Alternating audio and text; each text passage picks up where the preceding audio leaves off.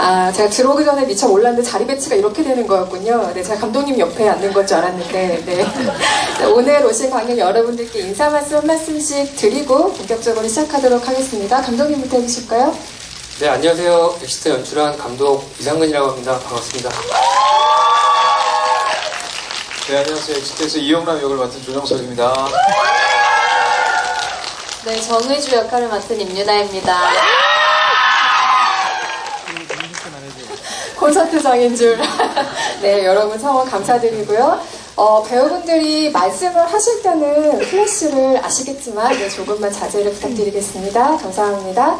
오늘 이상근 감독님, 조정석 배우님, 유나 배우님 모셨는데요. 곧 아마 영화가 빠르면 이번 주 금요일, 약간 늦으면 주말 정도가 되면 아마 500만을 돌파하지 않을까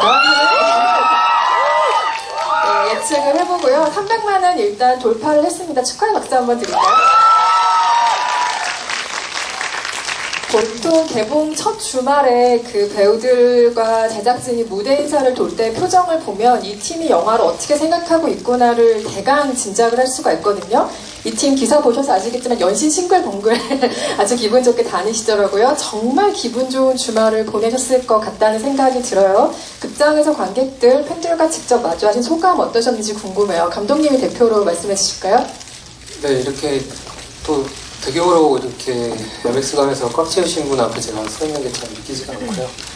일단 영화 보신 주변 분들, 가족분들, 친구들, 그리고 인터넷상 이런 여러 가지 정보들도 다 보고 있고요. 거기서 좋은 글도 있고 혹은 뼈 때리는 말도 좀 있지만 좀 즐겁게 그래도 보고 많은 관심 주셔서 되게 좀 당황스럽기도 한데요. 아직 모든 것이 좀 첫 경험이라서 아직 제 머릿속에 아직 다 들어오지 않아서 좀 뭔가 느껴지기 힘든 지점도 있고 비현실적이기도 한데 굉장히 그래도 즐겁고 새로운 시간을 좀 보내고 있는 것 같습니다. 네, 배우분들도 아주 즐겁게 관객 여러분들을 지금 만나기 위해 극장에 오셨고요. 오늘 좋은 얘기 많이 나눌 수 있도록 하겠습니다. 좋은 이야기도 많이 들려주세요. 일단 감독님 마이크 잡으신 김에 하나 먼저 질문을 드리고 차차 질문을 드리도록 하겠습니다. 영화에 중요한 대사가 나오죠. 이 두 분의 대사는 아니었고 용남의 친구의 대사로 나오죠. 지진 쓰나미 그런 게 재난이 아니야. 지금 우리 상황이 재난 그 자체야. 이런 대사가 맥주집에서 나오죠. 그 대사가 저는 굉장히 인상 깊게 기억에 남았고 관객 여러분들도 아마 그 대사를 기억을 하실 텐데요. 사실 이 딱 두 캐릭터의 세대가 뭔가를 자꾸 좀 포기해야 하는 세대잖아요. 그리고 우리가 흔히 그냥 헬조선이라고 부르는 그곳에서 제대로 뭔가 뜀박질 한번 해보지 못한 세대인데 그 세대를 위로하고픈 마음이 깃들어 있는 영화가 아닐까라는 생각이 들었고요. 가만히 있는 게 좀 뭐라도 하자, 땀내나게 한번 뛰어보자 이런 패기를 가진 영화라는 생각이 들었어요. 아마 감독이 스스로에게 하고 싶었던 이야기를 조금 구체화시킨 게 아닌가라는 생각이 들었어요. 재난 영화라는 장르가 먼저 생각이 나셨어요? 아니면 청춘 세대에 대한 이야기로 출발하셨어요? 일단 오랫동안 영화 감독을 꿈꿔왔고 데뷔작을 어떤 걸 할까에 대한 고심도 많았는데요.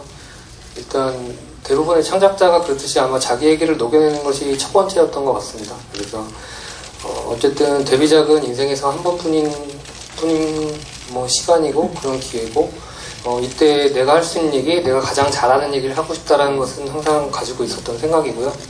엑시트를 생각할 때는 재난 영화의 어떤 장르적인 틀 안에서 시작을 해보자 이런 것보다도 어떤 장르과도 이 안에 들어있는 내용물들은 다 똑같았을 거라고 생각합니다. 그래서 아마 재난물이든 어떤 다른 장르가 들어왔어도 아마 그 안에 지금 담고 있는 얘기들은 아마 지금처럼 비슷하지 않았을까라고 생각을 하고요. 초기에 잡았던 그런 아이디어 영감들이 재난의 형식을 빌어왔기 때문에 지금 제가 하고 싶었던 얘기가 그 안에 온전히 담겨있지 않았을까? 그런 생각을 합니다. 네, 아마 이 영화의 메시지에서 위로를 받으신 분들도 계실 거예요. 교훈을 얻으신 분들도 많을 테죠. 옥상문을 꼭 열어야 한다라던가 간단한 구조신호 정도는 외워두는 게 신상에 좋다라던가 여러 가지 교훈도 남겨있는 영화예요. 조정석 배우님의 특유의 능청스러운 리듬감 이 영화에서 굉장히 탁월하게 발휘가 됐죠.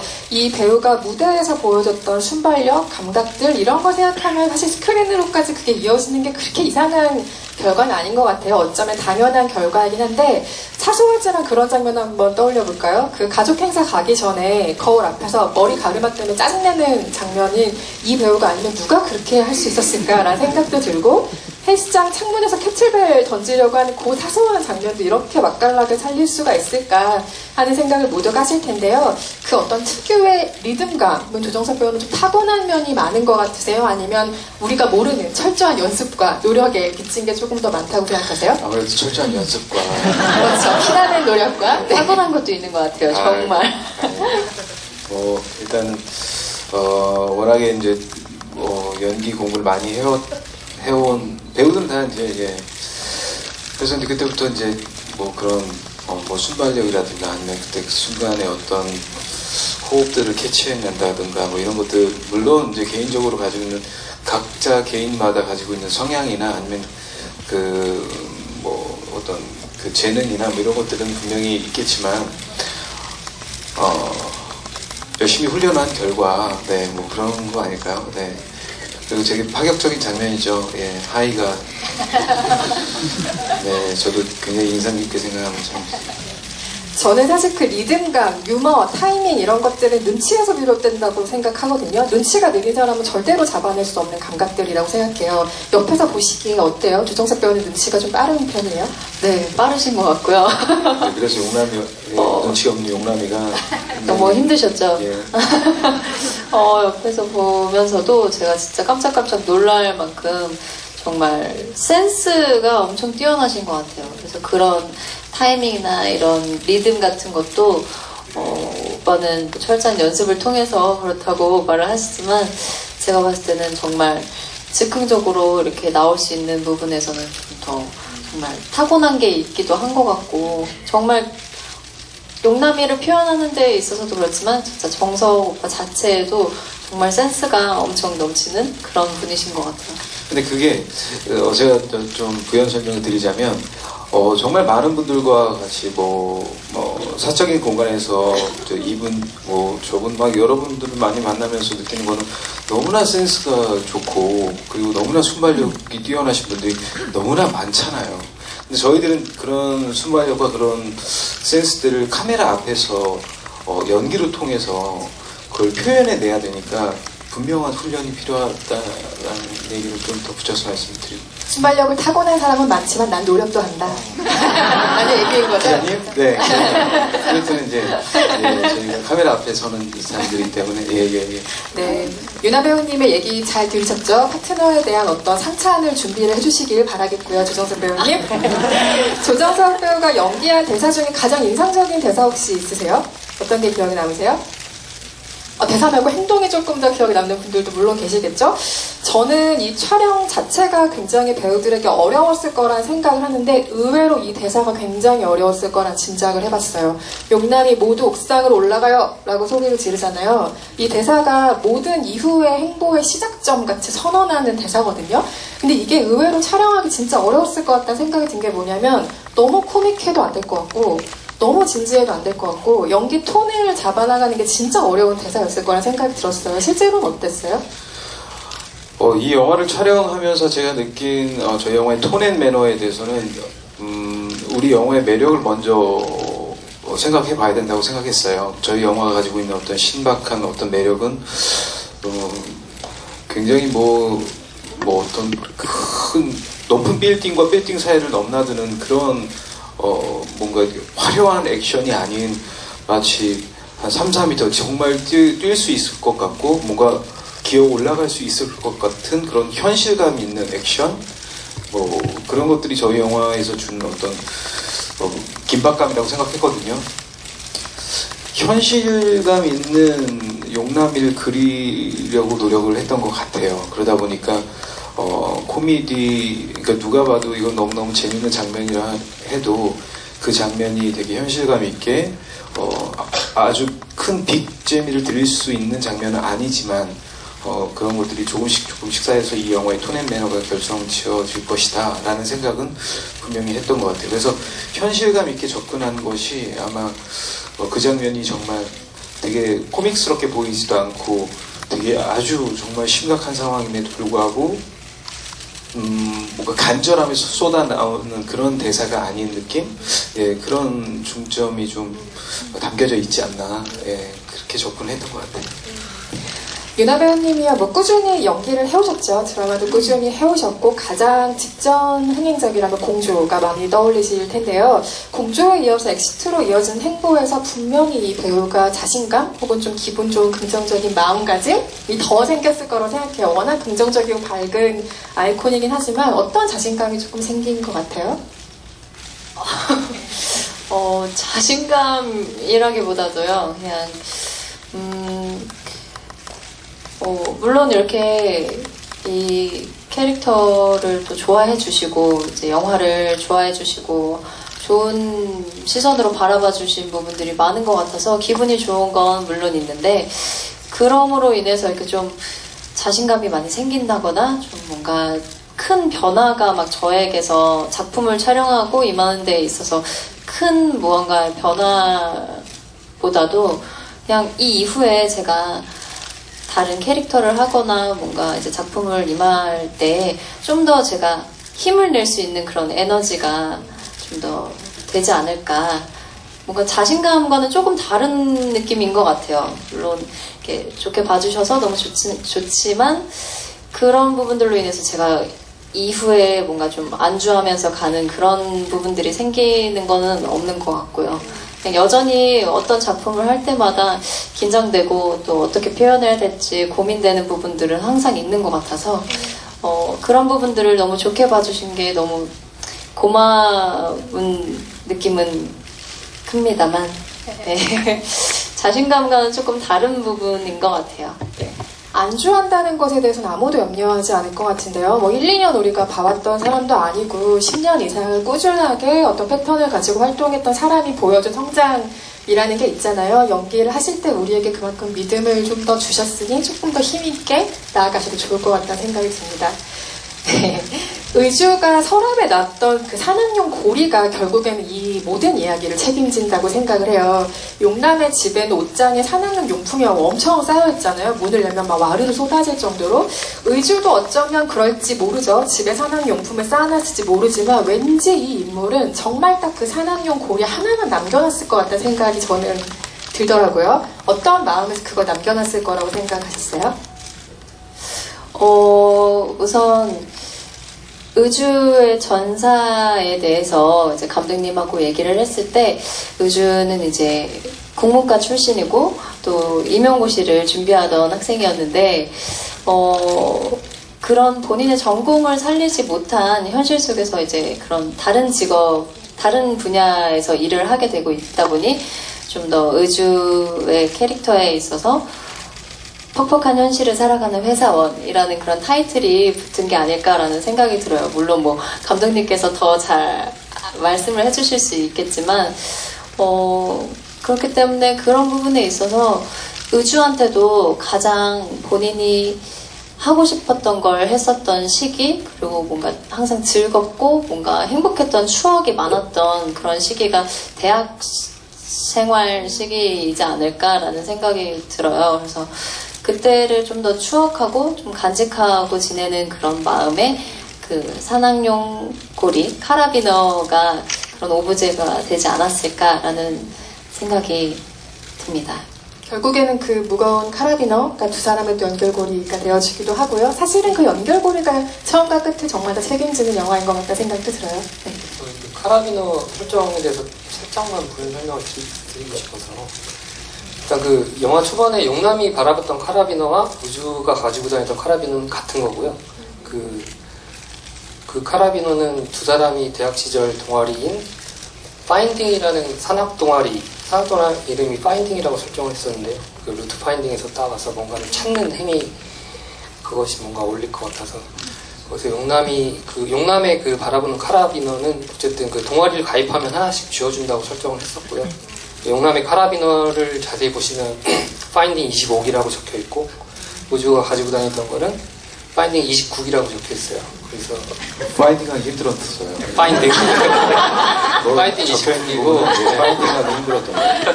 그래서 이제 의주는 그 파인딩 29기라고 적힌 그 카라비너를 기념 삼아서 가방에 액세서리처럼 붙이고 다녔던 거고요.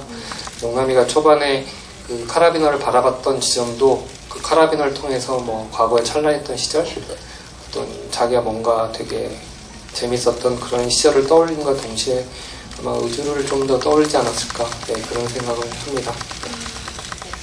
파인딩 못 찾으신 분들 얘기 들으셨죠? 다시 한번 영화 보셔야 됩니다. 파인딩을 찾아서. 그 조동석 배우님 준비되셨을 것 같은 질문 한번 드려볼게요. 유나 배우의 파트너로서 발견한 매력에 대해서 여쭤보고 싶은데, 워낙 뭐 근성을 가지고 뭔가 열심히 하는 모습 같은 거 워낙 얘기를 많이 하셨던 것 같아서, 근데 의외로 공조에서도 우리가 발견했지만 코미디 연기에 강점이 좀 있는 배우인 것 같다 생각을 했거든요. 보시기에 유나 씨가 하는 코미디 연기의 강점은 뭐라고 생각하세요? 감각이 있는 것 같아요. 그러니까 이 감각이 있다는 것 자체가 누가 재밌게 어떤 얘기를 해도 되게 잘 웃어줄 수 있는 감각, 아니면 내가 정말 재밌는 얘기를 해도 남들을 웃길 수 있는 감각. 근데 이제 사실 멍석이 깔린 자리에서 내가 누군가를 웃겨야 된다 이런 게 아니라, 저희들은 되게 생동감 있게 이 인물을 잘 구현하면 그걸 보고서 관객분들 그 상황 속에 있는 코미디를 우리가 이해할 수 있는 거잖아요. 근데 그 상황은 저와 의주가 만드는 거라고 항상 생각했는데, 이제 이 두 배우가 만나서 서로의 어떤 코드가 웃음 코드나 뭐 코미디의 어떤 감각이나 이런 것들이 잘 맞지 않는다면 그런 앙상블을 끌어내기는 쉽지 않다고 저는 생각하거든요. 감독님도 만약에 그랬다면 되게 좀 힘들지 않았을까. 근데 현장에서 유나 씨와 같이 연기할 때, 특히나 이제 코미디 장면들을 연기할 때 여기서는 이러한 상황이니까 너무 웃길 거야 라는 분석을 하는 거는 쉽지만 그거를 만들어내기는 쉽지 않거든요. 그러니까 자기 거로 흡수시키고 자기 걸로 자기화시키는 거에 굉장히 능한 배우, 그리고 뚝심 있고 성실하고. 네, 근데 그런 뚝심 있고 성실한 부분들은 아무래도 얼마 전에 이제 소녀시대가 12주년이었거든요. 네, 박수 한번 주세요. 근데 아무래도 물론 분야는 다르지만, 그리고 오랫동안 연기를 해온 배우지만 그런 오랜 연예계 활동을 하면서 어떤 다져진 어떤 뚝심, 그런 것들이 분명히 연기에 묻어난다고 저는 생각을 하고요. 그래서 너무너무 좋았고, 제가 설명하고 어떤 이런 장면에 대해서 이렇게 해보면 어떨까? 약간 시도와 도전에 대해서 되게 뭔가 두려워하거나, 그러니까 뭐 어려워하거나 이렇게, 그러니까 쉽게 얘기해서 빼거나 이런 게 없었어요. 네, 그래서 정말 저희 영화 보시면 아시겠지만 유나 씨가 이렇게 요정처럼, 아니면 유나 씨가 되게 망가지기도, 너무 심하게 망가질 때도 있고, 근데 그런 부분들의 어떤 그런 뭐 중점을 찾는다거나 이런 게 현장에서는 전혀 볼 수가 없었어요. 네, 그래서 너무 멋있었고, 같이 호흡하기에도 너무너무 즐거웠고, 그리고 이제 공적으로 촬영하고 현장에서 이제 이 작품을 만들어가는 그 현장에서도 너무 좋았지만, 사적으로도 되게 좋은 동생이고 너무 착한 동생, 그래서 더 뭔가 믿음도 가고 되게 좋았던 것 같아요. 네. 아닙니다. 답변 준비 오래 하셨네요. 많이. 아니, 뭐 이런 자리가 있다면 사실 인터뷰 하는 자리에서 유나 씨 얘기 많이 했지만, 그 시간이 이렇게 딱 정해져 있기 때문에 저의 어떤 정말 속 마음들이나 제가 느꼈던 부분들을 이런 자리를 빌어서 말씀을 드릴 수 있으면 좋겠다라는 생각이 들었어요. 네, 저는 옆에서 오빠를 보고 배운 것뿐입니다. 정말 이게 정말 배우들끼리 호흡이라는 거는 곁에서 느껴져요. 아무리 이게 말로 꾸미려고 해도 그 진정성이라는 게 진짜로 느껴지거든요. 근데 상대 배우가 이렇게까지 이야기를 하는 건 아마도 정말 그런 모습을 보여주셨기 때문일 거예요. 두 배우의 호흡이 이 영화의 어떤 재미와 결을 책임진 확실한 요소이기 때문에 나올 수 있는 얘기인 것 같기도 하고요. 엑시트의 또 하나의 강점은 속도감인 것 같아요. 이 속도감이 떨어지면 사실은 게임 끝이라고 봐도 좋은 영화인 것 같은데, 다만 속도감이 좋다라는 건 굉장히 굉장히 결과론적인 이야기고 이렇게 되기까지의 과정은 되게 어려웠을 거란 생각이 들어요. 왜냐하면 크게 보면 탈출을 꾀한다가 끝이에요. 거기서 인물의 동선과 행동이 계속 반복되죠. 달리고 넘고 올라가고 뛰고 이것만 계속 본다면 얼마나 단조롭겠어요. 그런데 영화를 보셔서 아시겠지만 절대 단조로운 패턴이 아니죠. 이 상황을 얼마나 다양한 모습으로 돌파해 나갈 것인가에 대한 굉장히 치밀한 계산들이 있었을 거란 생각이 들어요. 감독님 초기 아이디어와 비교하면 지금 완성된 영화의 버전은 어때요? 굉장히 많은 아이디어들이 덧붙여졌겠죠? 아니, 오히려 지금은 축소된 버전이고요. 아, 네. 그 이전에는 굉장히 좀 많은 미션 스테이지들이 한 3-4군데 더 있었던 걸로 기억을 하고요. 좀 더 뭔가 액션적으로 강한 부분도 있었고, 아니면 조금 더 아이디어적으로 조금 볼 수 없었던, 지금보다 훨씬 더 생각지도 못했던 방법들의 어떤 그런 미션 격파에 대한 아이디어들이 있었는데, 말씀하신 대로 너무 동호 반복이 되다 보면 아무리 재미있는 장면이라도 지루함을 느낄 수가 있다 판단해서 프리 프로덕션 과정에서 알맹이를 빼놓고 조금 덜어낸 부분이 있고요. 그리고 편집적으로도 조금 더 빠른 호흡을 가기 위해서 아무래도 노력했던 부분도 사실이고, 그리고 영화가 아무래도 저희 영화 자체가 뭔가 속도를 빠르게 가지 않으면 자칫 관객분들이 생각을 너무 깊게 하시게 되면은 뭐 분석이라든지 저게 말이 될까라고 자칫 옆으로 하실 수 있기 때문에 그런 단점도 좀 상쇄할 수 있도록 좀 편집적으로 빠른 호흡과 리듬, 거기에 좀 중점을 잡기 위해서 좀 노력을 많이 했습니다. 또 하나의 강점을 꼽아보자면 이 영화가 재난영화의 클리셰, 그러니까 계속 동호 반복처럼 반복된 어떤 장르의 패턴을 비껴갔다는 건데요. 보통 한국 재난영화의 특징이 있는 것 같아요. 이 주인공들이 재난의 상황 자체도 직면을 해야 되는데 재난을 둘러싼 사회적인 상황에 직면하는 게 사실은 한국 재난영화의 특징인 것 같다는 생각이 들거든요. 그런데 이 영화는 이를테면 컨트롤 타워에서 뭐 어떻게 이들을 구출할 건지에 대한 장면이 없고 로맨스가 중심에 놓이지 않고 민폐 캐릭터도 없죠. 뭐 강경 씨가 연기한 캐릭터가 약간 아주 미운 부분을 담당하고 있긴 하지만 테러로 인해서 죽은 사람들의 모습을 필요 이상으로 이 영화가 보여주지도 않아요. 굉장히 조심하면서 찍었다는 인상들이 있는 거죠. 스스로 어떤 기준들을 세우셨어요, 감독님? 일단 구점장님의 어떤 직장 내 성희롱적인 그런 뭐 행동들은 좀 지탄받고 좀 얄미워할 수 있지만 사실 그분이 빠르게 퇴근시킨 아르바이트생들은 목숨을 부지했다는 점을 생각하시면 그 구점장이 실질적으로 제일 많은 사람을 살렸다고도 볼 수 있는 지점이 있고요. 그 구점장은 사실 어떻게 보면 저는 위치적으로 보통의 사람들이 살기 위해서 할 수 있는 행동, 그게 뭐 비난받아 마땅해야 된다라고 생각은 하지 않았어요. 일반적인 사람들이 할 수 있는 정도의 행동이다. 물론 욕망과 의지에 비하면 좀 못하지만은 그런 정도의 사람도 있을 것이다라고 생각을 해서 뭔가 빌런이나 어떤 혐오적인 어떤 등장인물로 묘사되거나 이런 것보다는 뭐 그럴 수도 있겠다라는 식의 감초적인 역할 정도로 생각을 했었고요. 그리고 어쨌든 엑시트가 기존의 재난영화의 조금 다른 지점에서 어쨌든 지금 현재 평가받고 있는 것은 저도 시나리오 초반 상황에서 일단 기본적으로 재난영화의 어떤 형식에 맞춰서 써본 적도 있고요. 또 컨트롤 타워가 있었던 적도 있고 또 여러 가지 버전업을 하면서 뭔가 새로움에 대한 좀 갈증도 느꼈고 그러면서 이제 뭐 여러 가지 버전업 되면서 많이 빠지게 됐는데요. 어쨌든 데뷔작으로서 뭔가 만들려고 할 때 완전히 새로운 장르를 만들 수는 없겠지만 기존 장르에서 뭔가 비틀고 제가 할 수 있는 얘기가 뭘까 이런 걸 생각했을 때 기존 장르에서 뭔가 비틀어보자, 그리고 뺄 거는 확실히 빼보자 하는 생각이 좀 강했었고요. 그래서 뭔가 컨트롤 타워의 부재, 그리고 뭐 고구마같이 답답증을 일으키는 등장인물들, 그리고 어떻게 보면은 뭐 스펙타클이나 재난영화에서 형식적으로 보여줄 만한 어떤 희생자들, 아니면 뭐 어떤 파괴의 범위라든지 이런 것들에 대해서 최대한 배제하고자 했던 거는 뭐 저희 뭐 제작비 이런 문제가 아니고 저희 뭐 일단 쓸데없이 뭐 희생되거나 전시되는 그런 것들을 최대한 좀 배제를 해보자. 그런 것들이 아니더라도 어떤 재난의 스릴이라든지 긴장감을 유지시킬 수 있다면 이것도 어떤 실험적인 영화가 아닐까라고 생각을 했던 지점이 있고, 또 그런 어떤 모습을 좀 전시함으로써 뭔가 이용하는 것만 같은 저 개인적인 좀 느낌도 좀 싫었던 것도 있고요. 그래서 이번에는 그렇게 한번 좀 도전을 해보자. 물론 이런 재난 영화에서 보여줄 만한 것들을 기대하고 오신 관객분들은 좀 실망하실 수도 있겠지만은 이런 재난의 형식이 있을 수도 있구나라고 한번 바라봐주셨으면 좋겠다 생각을 하고 한번 도전하게 됐습니다. 결과적으로는 굉장히 사력 있고 신선한 방식이었다고 생각합니다.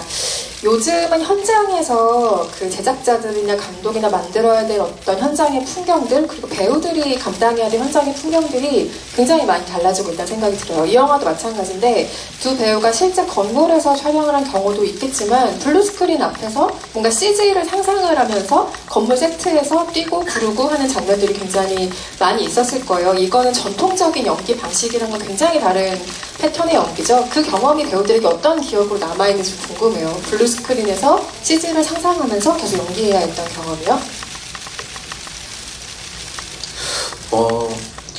블루스크린 나중에는 보기도 싫고 막 그랬었거든요. 네, 또 블루스크린이네 이러면서 뭐 그랬던 기억이 나는데 블루스크린이 있다 해서 뭔가 약간 좀 제가 상상해야만 하고 뭐 이런 거 특별히 없었던 것 같아요. 왜냐하면 저희 세트가 실제로 굉장히 높게 지었고요. 그리고 그 공간 너무 무서웠어요. 네. 그렇기 때문에 아니 이럴 거면 블루스크린 안 깔아도 되겠는데 뭐 이런 생각도 한 적도 있고 예, 그만큼 실제적으로 저한테 굉장히 공포감과 그런 것들을 이렇게 잘 와닿아서 블루스크린을 하면서 제가 뭔가 여기는 몇 미터고 어느 정도 높이며 뭔가 상상을 하면서 굳이 할 필요가 없었던 것 같아요. 그래서 물론 공간에 대한 상상은 분명히 했지만 어떤 높이에 대한 상상은 별로 안 했던 것 같아요. 예. 유나 배우님은 어떠셨어요? 네, 저도 비슷한 의견이기도 한데 저는 블루스크린이어서라기보다 재난이라는 상황을 저희가 흔히 이렇게 접해보지는 않았잖아요. 그렇다 보니까 그런 부분에 있어서의 이런 상상이나 그런 감정을 생각해보는 거는 있었지만 그런 정말 공간적인 부분에 있어서는 정말 세트장에서도 진짜 실제처럼 그렇게 만들어진 세트들도 많았기 때문에 딱히 그렇게 크게 어렵게 뭔가 이렇게 좀 공감하려고 상상하고 이런 부분은 또 크지 않았던 것 같아요. 오히려 이 영화가 나오고 나서 저거를 블루스크린에서 찍었었지? 그게 이렇게 나왔구나라는 생각을 막 많이 못했던 것 같아요. 네. 워낙 실감나는 촬영 현장에서부터 분위기가 만들어져 있었기 때문에 배우분들이 말씀하실 때 카메라 후레쉬 사용은 다시 한번 자제를 좀 부탁드리겠습니다. 여러분과의 좀 더 또렷한 아이 컨택을 위해서 눈을 감으시지 않도록 다시 한번 주의 부탁드리고요. 근데 이 건물 외벽 디자인이라는 게요. 저는 이 영화를 보고 처음으로 꽃게와 사자에게 고마움을 느꼈는데 그게 있어야 뭔가 기어오를 수 있는 디딜 언덕이 되는구나 라는 생각이 굉장히 반가웠는데 그 세트장의 건물 외벽을 만들더라도 이게 등반이 가능하도록 설계를 해야 되잖아요. 그러려면 결국 직접 해보면서 하나하나를 뭔가 붙이거나 만들 수밖에 없었겠다라는 생각이 들었는데 실제로 그렇게 만드셨어요, 감독님? 네, 일단 정확한 높이는 기억은 나지 않는데 12에서 15m 정도였던 걸 기억하고요. 일단 용남이 그 사자성으로 올라가는 그 과정이 그리고 저희 그 작업을 같이 함께 했던 그 김자비 코치님께서 일단 저희와 같이 동선을 크게 짜고 거기서 팔 길이와 다리 길이 어떻게 뻗어야 되는지 일단 거기에서 동작적으로 거기 표시를 하면서 저희가 거기에 요철이라든지 어떤 벽돌 이런 것들을 붙이면서 루트를 개척을 했고요. 실제적으로 그것도 단단히 박아서 한다고 했는데 일단 정석 씨께서 이제 너무 이제 잡는 부분이 저희가 생각을 못하고 미끄럽게 만들어서 굉장히 힘들어하셨던 그런 기억이 있어요. 그래서 저희가 다음날 촬영을 위해서 막 조금 더 갈기도 하고 그런 처음에 초반에 되게 힘들게 작업했던 배우분이나 저희들이나 그랬던 기억이 있었던 것 같아요. 익숙해지기까지 시간도 좀 필요하니까요. 그 외에 우리가 장난으로 착시 같은 거 만들려면 바닥에 모형 이렇게 만들어 놓고 카메라를 뒤집으면 올라가는 것처럼 보이기도 하잖아요. 일부 장면은 그렇게 찍지 않았을까라고 생각했던 저의 나이브한 상상력 반성합니다. 정확합니다. 네. 그거는 그러니까 뭐 말씀하신 거랑 조금 다른데 일단은 부감에서 찍게 되면 이제 정석 씨가 약간 우주인처럼 이렇게 좀 땅 위로 올라가게 되는 형식이 되거든요. 그래서 저희는 그냥 화면을 뒤집어서 간단하게 뒤집어서 이제 조금 했던 거는 있고요. 조금 디테일한 어떤 클로즈업 네네. 같은 것들이 필요한 네네. 장면이잖아요. 네네네네네. 네.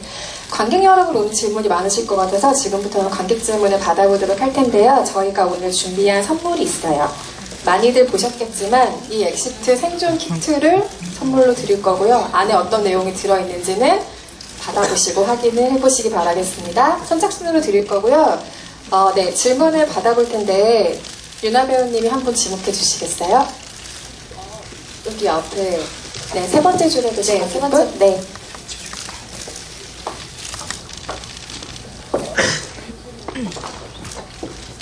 고맙습니다. 저기 이뮤나 배우한테 한 질문 하나 하고 감독님한테 짧게 하나씩 이렇게 해도 괜찮죠?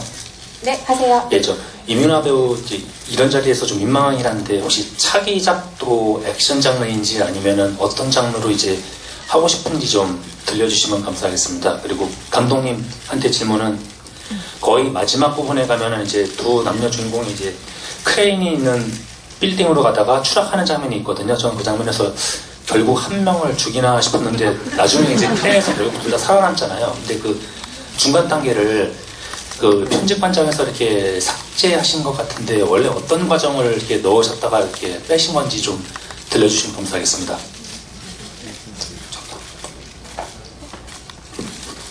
일단 그거는 지금 뭐 여러 가지 처음 이제 공개 석상에서 질문을 해주셔서 감사하고요.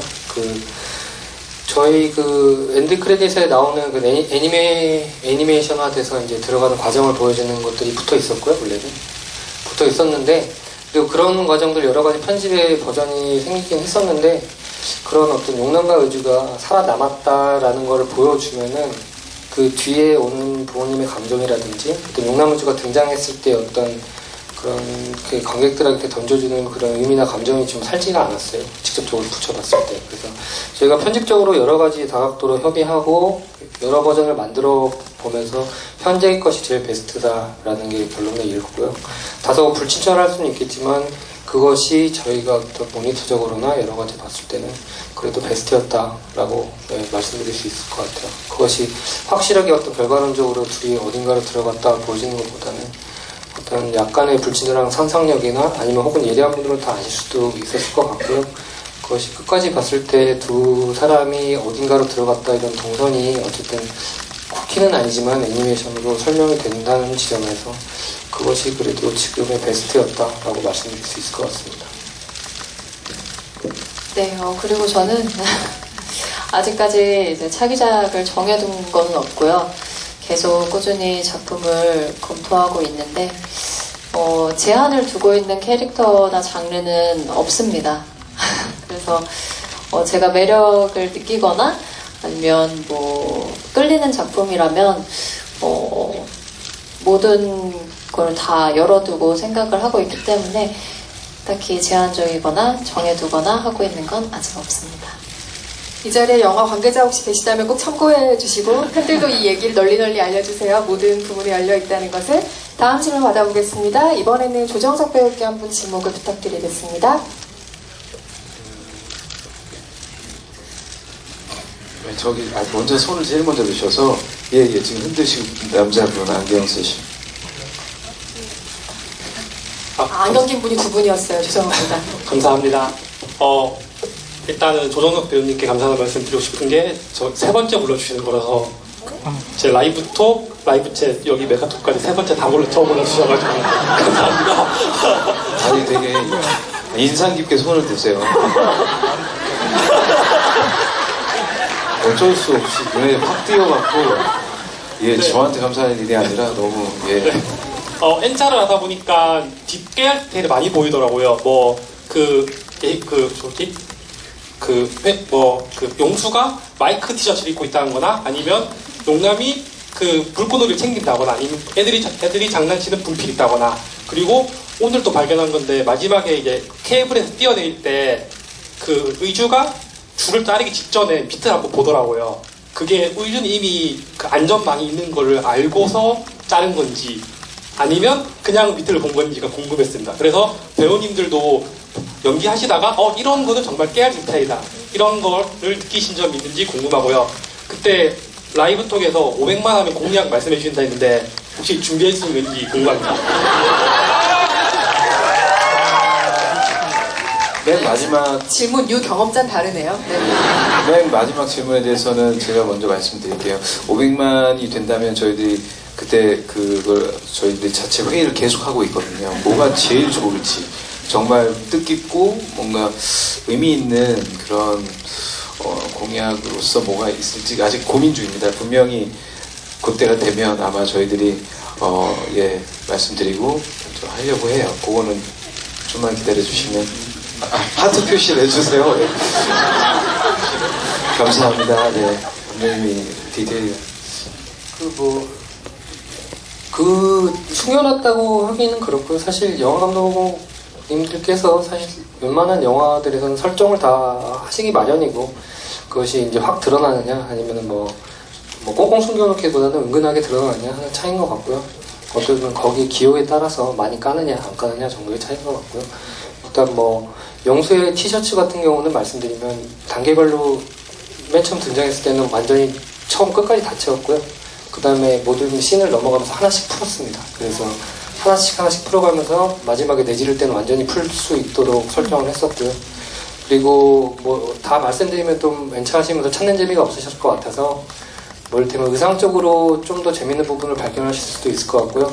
용민이의 경우도 어떻게 보면 이스터 에그라고 할까요? 그 넥타이 쪽을 보시면 뭔가 발견하실 수도 있을 것 같아요. 그런 게 있고요. 그 다음에 의주가 바라봤던 시점은 사실은 여기 영화를 다 보신 분이시니까 그 아래쪽에 있던 그 안전구조망은 아니었고요.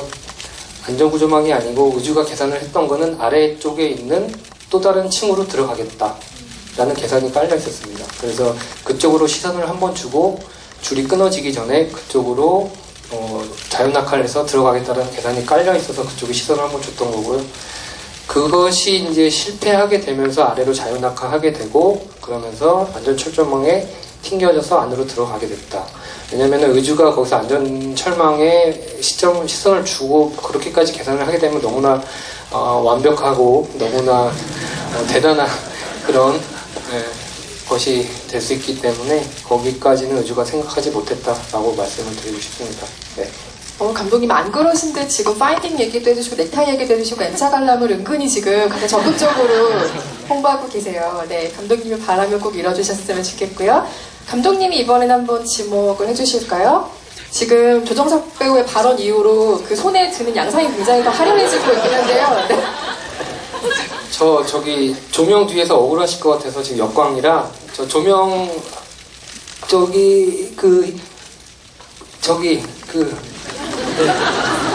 흰색 남자분 옆에 계신 검은 옷 여자분.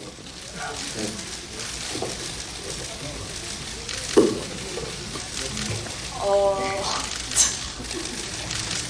영화 끝부분에 영남이가 엄마 업고 저로 들어가잖아요. 그때 저는 보면서 울었던 게 의주는 왜 안 챙기나 생각했었거든요. 얼마나 서러울까. 가족도 없는데 좋아하는 사람을 자기 가족 데리고 가버리고 자기 혼자 남아서 전화통화밖에 못하고. 근데 그걸 그렇게 설정하신 이유가 네, 이것도 의주를 챙길 수 있지 않았나요? 죄송합니다. 그 예전 버전에는 의주의 가족도 등장을 했었는데요. 그것이 효과적이지 않다라는 스스로의 결론이었고요. 의주의 부모님은 제 설정상 제주도에 계십니다. 그래서 진짜로 제주도에 계신다고 설정을 했고요. 제주도에 계셔서 사고 소식을 듣고 뒤늦게 오신다라고 설정을 했고 의주가 집으로 통화하는 장면도 찍었었습니다. 그리고 그런 것들이 영화의 어떤 서사나 진행상 크게 도움이 되지 않는다라고 생각을 했고요. 지금상. 그리고 마지막에 의주를 챙기지 않는다라는 느낌이 드실 수도 있겠지만은 어찌됐건 거기서 영남의 가족들이 고생했네, 우리의 며느리, 약간 이런 식으로 가게 된다면 너무나 저조차도 이거는 기대하는 바가 아니었다라고 말씀드릴 수 있어요. 거기서 뭔가 그리고 의주와 가족들을 분리시켰던 이유는 가족들과 의주가 어떤 그런 걸 바라보면서 두 사람이 되게 뻔하게 한 가족이 되면서 뭐 어떤 그 가족으로 들어가게 된다 이런 한국적인 어떤 사고방식에서 굉장히 좀 약간 좀 저 자신은 좀 별로 그런 걸 보고 싶지 않았던 게 있었어요. 뭔가 둘을 연결시키고 싶지 않다 이런 게 아니라. 네. 그래서 의주의 그런 모습이 좀 처량해 보일 수도 있겠지만 의주의 부모님은 비행기를 타셔갖고 오셔갖고 공항에서 의주에 전화를 받고 오시고 계신다라고 생각을 하시면 될 것 같아요.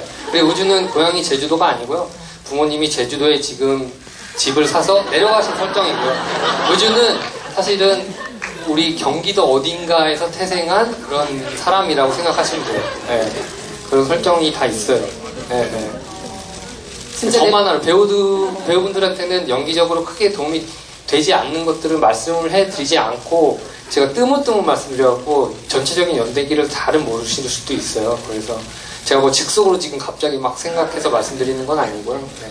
근데 그런 것들이 배우들한테도 도움이 될 때가 있습니다.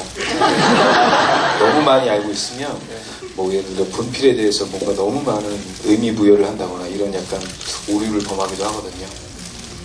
마치 내 친구 정희주에 대한 이야기를 지금 들은 것만 같은데 어쨌든 다 설계하신 내용이라고 합니다. 그런데 그건 용남의 얘기도 한번 들어봐야 될 것 같아요. 마지막 장면에서 지금 관객분이 지적을 해주셨잖아요. 의주를 너무 챙기지 않았다. 가족만 가족이냐 뭐 이런 식의 지금 얘기를 해주신 것 같은데 감독님의 의견에 조금 반하는 생각 가지고 계세요? 아니면 적극적으로 동의하세요? 적극적으로 동의합니다. 동의하는데 이제 감독님이 이렇게 말씀해 주시니까 이게 좀 이해가 되기도 하고 지금 말씀하신 건 저희들도 몰랐어요. 네네네. 그래서 근데 이제 부모님이 제주도에 계신 건 알고 있었어요. 그건 알고 있었는데 제주도에 계신 건데. 의주가 경기도 어느 네. 그래서 경기도 태어났으면 출신인지는 그리고 몰랐고요. 제주도 출신인 줄 알았어요. 네. 경기도 뭐 수원인지 평택인지 어딘지 나중에 다시 한번 밝혀주시는 걸로 하고 다음 질문 또 받아보겠습니다. 이번에도 유나 배우님이 한번 지목해주세요. 어느 분 질문을 받아볼까요? 어디죠? 여기요, 여기가 어디죠? 여기. 아, 어디지? 저는 저기 끝에 검은색 티셔츠를 입고 손 들고 계신 남성.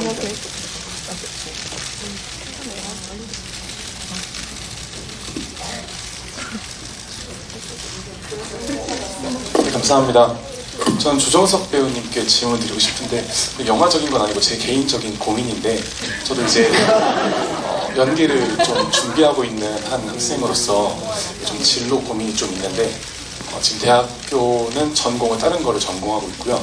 지금 이제 막학기를 다니고 있는데 사실 배우라는 길이 굉장히 좁은 길인데 이거를 이제 좀 고민이에요, 사실. 이 길에 계속 준비를 해야 되나 아니면 전공 쪽을 맞춰서 이제 취업 준비를 해야 되나. 사실 이 고민은 되게 옛날부터 많이 해왔는데 지금 전공은 사실 아닌데 뭐 회사 같기는 하고 준비를 좀 열심히 하고 있는데 조정석 배우님도 그런 시절이 분명히 있었을 거라고 생각이 들어서 그럴 때 어떻게 극복을 해 가셨고 그러셨는지 좀 궁금합니다.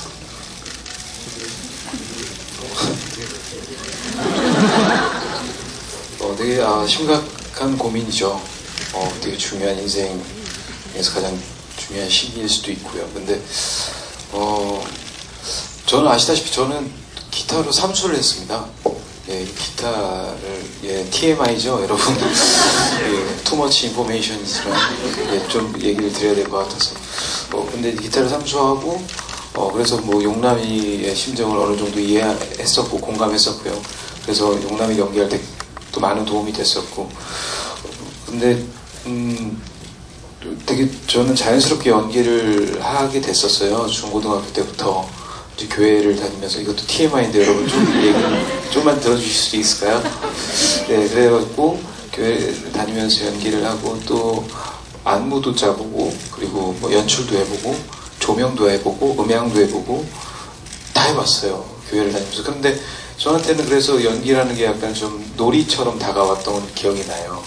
그러니까 연기를 저 연기하는 동생들 후배들한테 가끔 되게 정말 너무 몰두해서 너무 진지해져 버리는 동생들이나 후배들한테 제가 항상 가끔 항상은 아니지만 가끔 얘기할 때가 뭐냐면 좀 더 편하게 생각하고 더 뭔가 쉽게 놀이처럼 생각을 한번 해봐 라는 조언을 하는데 사실 저한테는 그게 가장 큰 도움이 됐던 것 같아요. 그러니까 제가 연기자가 되겠다 뭐 이런 꿈을 꾼 건 나중이지만 누군가의 추천으로 인해서 누군가의 조언을 통해서 연기에 재능이 있는 것 같으니 한번 해봐. 제가 삼수하던 시절에 이제 그런 얘기를 듣고 제가 실제로 해봤죠. 근데 덜컥 연극과는 한 번에 붙은 거예요. 그래서 이 길이 내 길인가? 그러면서 이제 교문 앞에 들어가서 교문 앞에 들어서기 전에 직전에 딱 서서 내가 이 학교를 들어가서 이제부터 입학을 하면 정말 연기만 생각해야지 라는 생각으로 했어요. 그래서 그 누구보다도 대학 시절을 그만큼 열심히 훈련하고 연기 공부를 했던 거에 대해서는 되게 자부심이 있거든요. 근데 어쨌든 이런 얘기를 왜 하냐면 사실 저는 되게 자연스럽게 연기를 접했던 것 같아요. 그러니까 누가 연기자가 되지 말라고 해도 연기자가 그 길을 가야 했을 것 같은 느낌이 있었거든요. 근데 지금 말씀하신 게 전공이 아니시고 그리고 이제 연기자가 되고 연기에 대한 꿈은 있으신 것 같고 근데 그 와중에 고민을 하시는 것 같은데 전 차라리 어떻게 보면은 전공을 더 살려서 가는 쪽이 맞지 않을까. 그 다음에 연기는 용남이처럼 정말 산악고 동아리든 정말 요즘에는 정말 취미로 할 수 있는 연기를 취미로 할 수 있는 어떤 그런 데가 모임이 많잖아요. 그렇지 않나요? 저도 네 그래서 그런 모임을 통해서 뭔가 내 재능에 연기에 대한 재능을 발견한다거나 아니면은 내가 어떤 무언가가 약간 좀 뭐 그런 게 있지 않나라는 그걸 먼저 찾으셔야 되지 않을까요? 왜냐면은 굉장히 힘들거든요. 네, 이 배우의 길이 어떠세요? 아니, 제가 얘기한 거에 대해서 어떤 생각을 갖고 계신지. 사실 제가 연영과를 안 가고 다른 전공을 한 게 네. 제가 원래 좀 겁이 많아가지고 항상 보험이라는 거를 둬야 돼요.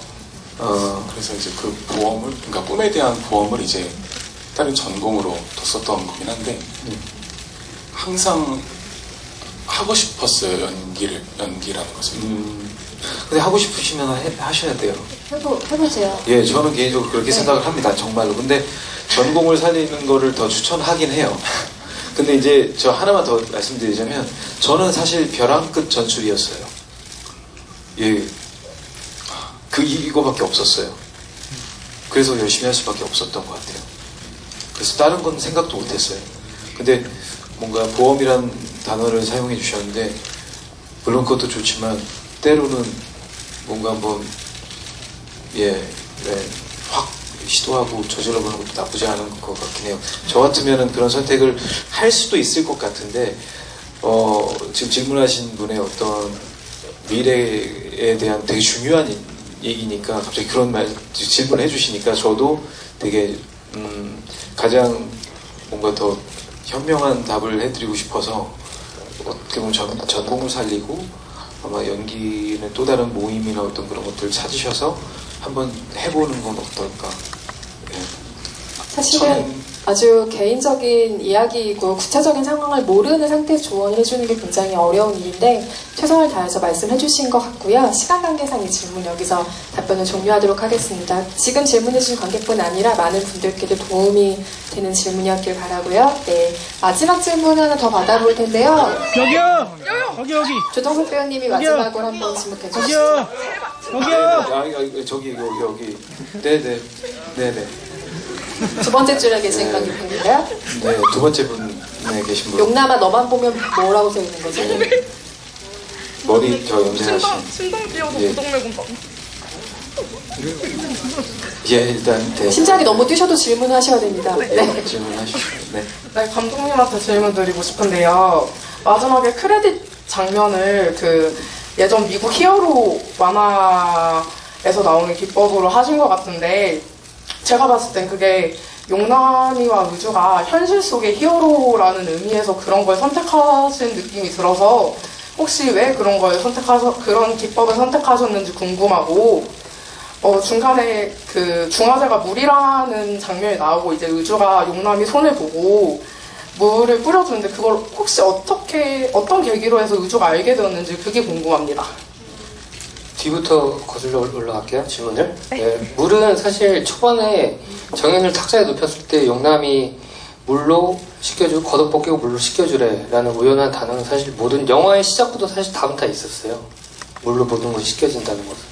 그래서 사실 모든 것은 물로 씻겨지기 마련이고 저희 영화가 어떻게든 화학적으로 어떻게 설명할 수 없는 영화적 상상력, 비겁하지만 그렇게 넘어갈 수 있다고 생각했기 때문에 물로 해결하려고 했고요.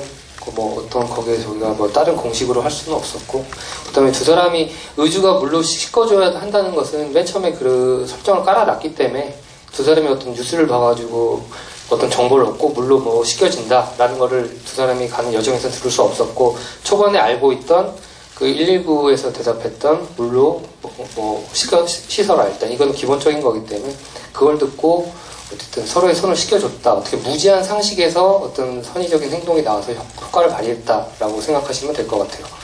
그리고 좀 전에 질문이 뭐였죠? 엔드 크레딧에 들어간 예. 효과에 엔딩에 대해서 약간 툰 효과 같은 걸 줬었는데요. 그건 특별한 의미보다는 어쨌든 엔딩 크레딧으로서의 어떤 미학적인 효과? 뭐 대단히 뭐 독특하고 창의적인 방법은 아니지만 뭔가 우리 영화가 어떻게 보면 만화적일 수도 있는 부분도 있고 그런 부분에서 재난 영화적으로 뭔가 톤 앤 매너가 조금 더 다른 것보다는 좀 발랄한 지점도 있을 것 같다. 그리고 조금 더 우리 영화가 좀 그런 톤적인 부분을 좀 부각시키면 어쨌든 보고 나오셨을 때 좀 더 경쾌한 기분으로 보시지 않을까라는 생각에서 그렇게 접근을 했었습니다. 네. 네, 모든 질문 감사드리고요. 죄송한데 네. 제가 그 선물을 네, 지금 그거 질문자분들 하려고 중에 했어요. 네. 지금 저희가 5개의 질문을 받았잖아요. 그 중에 한 분을 감독님께서 그 질문을 골라서 특별한 저기, 선물을 준비하셨다고. 네. 뭐 많이 오시는 팬분들은 아시겠지만 스봉시트 팬 준비했고요.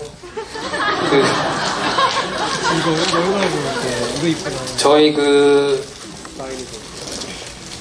제작했던 기존의 것이 아니고 저희가 영화의 제작을 위해서 썼던 것 중에 한정으로 몇 개 남지 않은 것 중에 배우분들 사인 그리고 수봉슈트 18번째 리미티드라 지금 18번째 나가는 거고요. 네, 감사합니다.